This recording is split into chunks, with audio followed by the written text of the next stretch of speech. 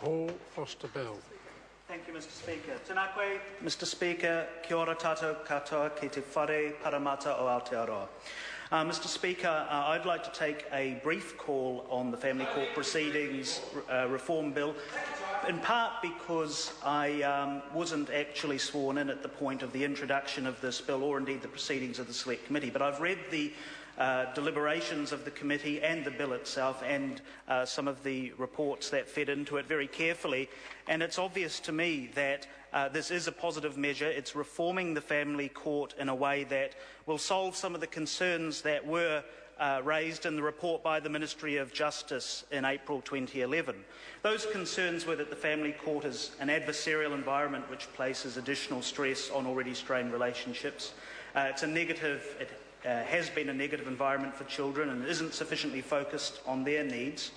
It's also not focused enough on the needs of the most serious cases, that is, ones which involve abuse or violence, which is a point I'll come to later. It spends far too much time on personal disputes and private matters rather than resolving those serious issues and the legal issues. It's too complex and slow in resolving disputes. And I think these are issues with the system as it currently stands which do need to be addressed and resolved. And I think the provisions of this bill do a very good job of resolving those issues.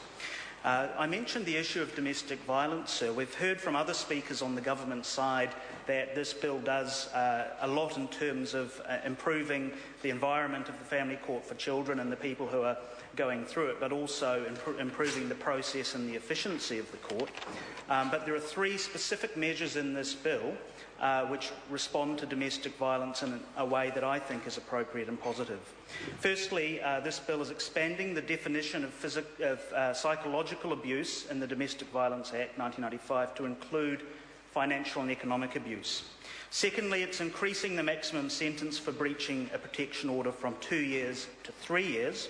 And thirdly, it's providing for greater flexibility in the development and delivery of mandatory non-violence programs.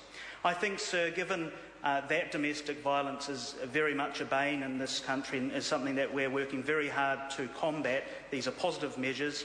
And when taken with the other provisions of the bill, I think this is both timely and appropriate legislation.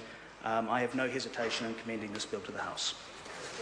Chris Hipkins. Thank you, Mr Speaker. Happy to take a brief call on the family court proceedings.